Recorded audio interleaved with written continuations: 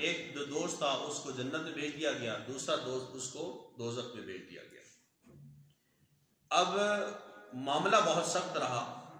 जो दोस्त जन्नत में पहुंचा है वो याद कर रहा है कि मालिक कायनात, मेरा एक दोस्त वो भी था जो दुनिया में मेरे साथ मौजूद था, आज वो कहाँ है?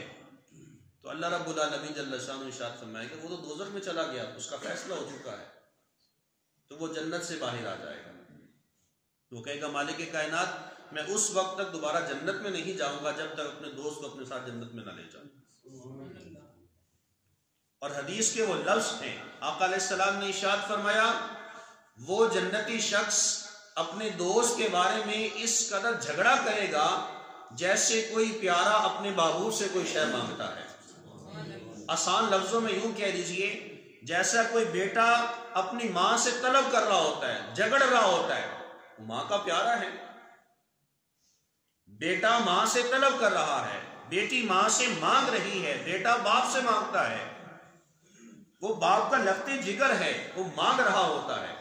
हुजूर ने फरमाया कि वो शख्स, जन्नती शख्स अल्लाह ताला से ऐसे झगड़ा करेगा जैसे कोई प्यारा अपने महबूब से मांग रहा होता है। वो कहेगा मालिक, मैं जन्नत में तब तक नहीं जाऊंगा जब तक अपने दोस्त को अपने साथ लेके जन्नत में न चला जाऊं। मालिक कायनात रब्बिल लम यज़ल इरशाद फरमाएगा, तू बंदा हो के बंदे से इतना प्यार करता है तो मैं रब हो के बंदे से बड़ा प्यार करता हूं।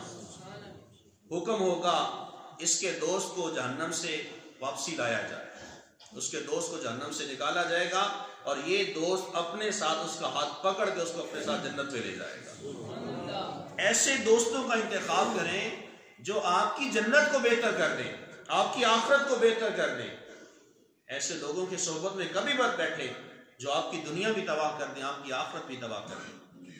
हज़रत इमाम गज़ाली रहमतुल्लाह अलैह इरशाद फरमाते हैं कि तुम अपने बच्चों के दोस्ताने उनका ख्याल रखो। तुम्हारे बच्चों के दोस्ताने क्या हैं? तुम्हारे बच्चों के ताल्लुकात किसके साथ हैं?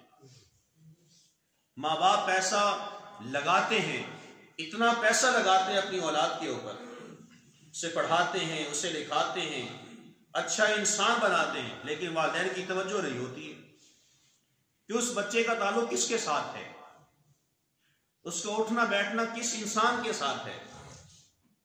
वो पढ़ लिख जाता है, वो अपने बाप को बाप ही नहीं समझता, वो अपना अलग से मजहब लेकर आ जाता है। फिर वो ऐसी ऐसी बातें करता है कि जो इंसान के वहमो गुमान में भी नहीं होती है। फिर वो बाप ही सर पकड़ के बैठ जाता है कि मेरा बच्चा था, इसको हो क्या गया? कसूर बाप का है। बाप ने देखा नहीं है कि मेरा बेटा रात की तारीकी में किसके साथ जाके मुलाकात करता है। बाप ने तवज्जो न की कि मेरा बेटा कॉलेज तो जाता है, लेकिन कॉलेज से आने के बाद वो कहाँ चला जाता है, या कॉलेज जाता भी है कि नहीं जाता। बाप ने तवज्जो न की कि बेटी को यूनिवर्सिटी तो भेजा जाता है, ये भी नहीं पता कि बेटी यूनिवर्सिटी जाती भी है कि नहीं जाती है। लेकिन यहां से बाप फीसें दे रहा है, लाखों रुपया बेटी पे सर्व कर रहा है, बेटे पे लगा रहा है, लेकिन आगे खबर नहीं है कि आपका बच्चा किधर जा रहा है। जब वो गलत लोगों की सोहबत में उसका उठना बैठना हो जाता है, जब वो गलत कोई कदम उठाने पे औलाद मजबूर हो जाती है, तो फिर माँ बाप सर पकड़ के बैठ जाते हैं, हाय अब करें तो क्या करें। तो इमाम गज़ाली रहमतुल्लाह अलैह इरशाद फरमाते हैं कि अपने दोस्तों, अपने बच्चों के दोस्तानों का ख्याल रखो कि तुम्हारे बच्चे किसके दोस्त बन के बैठे हैं, उनके दोस्त क्या हैं, उनकी कंपनीज क्या हैं, किस कंपनी के वो मालिक हैं, कहाँ वो जाते हैं, उनका किन लोगों के साथ उठना बैठना होता है। तो इन चीज़ों का ख्याल रखना ये दोस्ती का सबसे पहला हक होता है। हुजूर नबी रहमत सल्लल्लाहु अलैहि वसल्लम आपकी वो हदीस समात कीजिए दोबारा से। आका अलैहिस्सलाम ने इरशाद फरमाया, मन ज़क्करकुमुल्लाह रुयतहु, इरशाद फरमाया कि उस शख्स को अपना दोस्त बनाओ जिसको देख कर तुम्हें अल्लाह की याद आ जाए। वज़ाद फी अमलिकुम फी मंतिकुहु, जिसका अमल तुम्हारे अंदर और तुम्हारे वजूद में, तुम्हारे गुफ्तगू में इजाफा कर दे।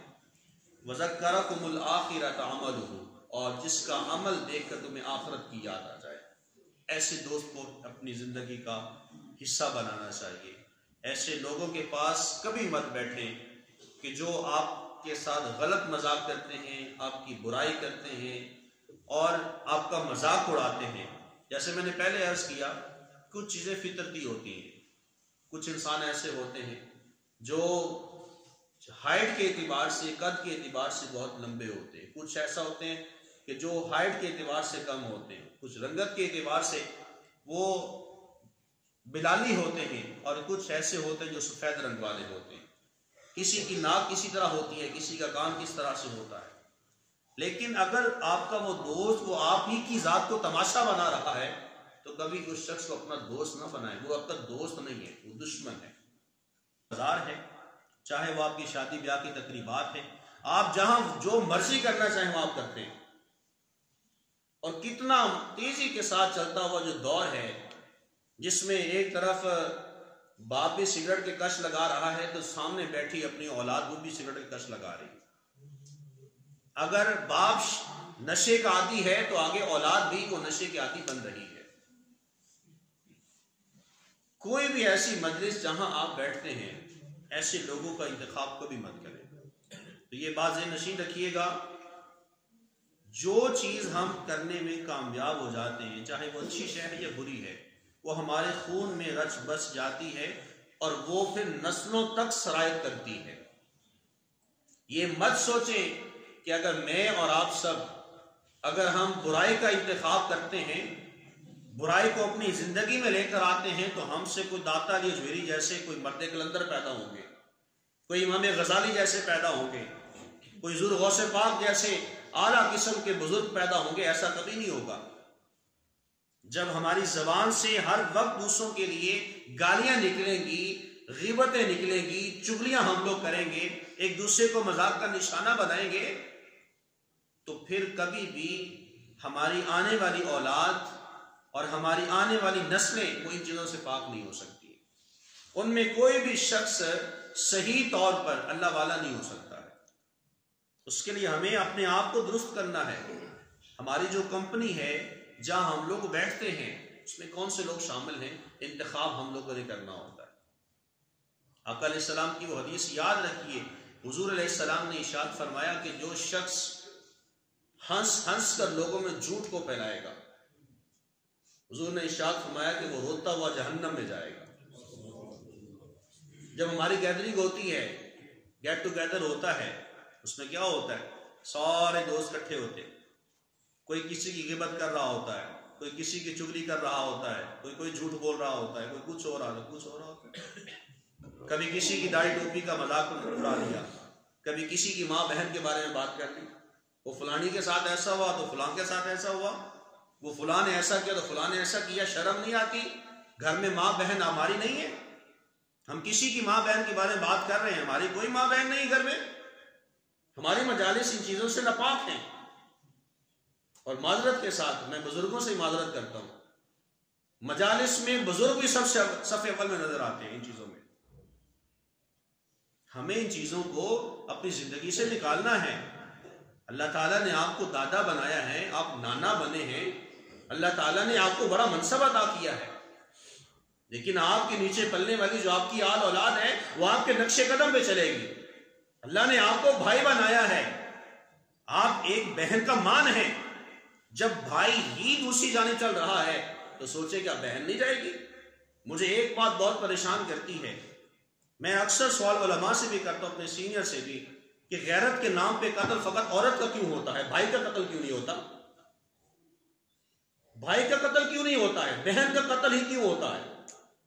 भाई को पता चले ना मेरी बहन का ताल्लुक किसी के साथ है, किसी तरफ भाग के चली गई है, वो भाई अपनी बहन को कत्ल करवा देता है।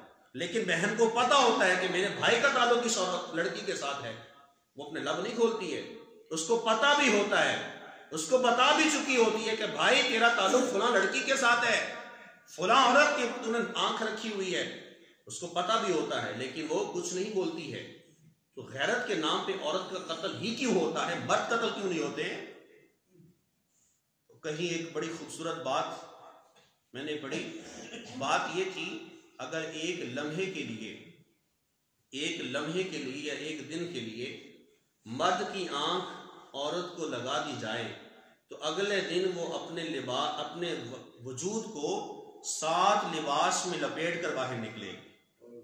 इस कदर मर्द की आंख में वो गैरतपन खत्म हो गया है, वो हया का पैकर नहीं रहा, उसकी आंख इतनी गंदी है, चाहे वो कोई नौजवान है, चाहे वो कुछ सफेद रीश वाला है। गैरत ईमानी खत्म हो चुकी है। हड्डियां कंपन, गोटे खड़कन, रह गया लक तेरा, अजय भी बदियों बाज ना आयो, जियो मर्द दलेरा। तेरी कब्र में टांगे जा चुकी हैं तो अपनी बुराई से बाज नहीं आता, तुझे शर्म नहीं आती है? तेरे पोते भी हैं, तेरी पोतियां भी हैं, तू नाना बन चुका है, तेरे नवासे भी हैं, नवासियां भी हैं। जब तू किसी की बहन बेटी के साथ जाके मुंह काला करता है, शर्म नहीं आती? घर में तेरी भी नवासी बैठी है, तेरी भी पोती घर में बैठी है। अपने आप को दुरुस्त करने का हुक्म है कुरान के अंदर है। या अय्युहल्लज़ीना आमनू कू अनफुसकुम व अहलीकुम नारा। सबसे पहला हुक्म अपने लिए।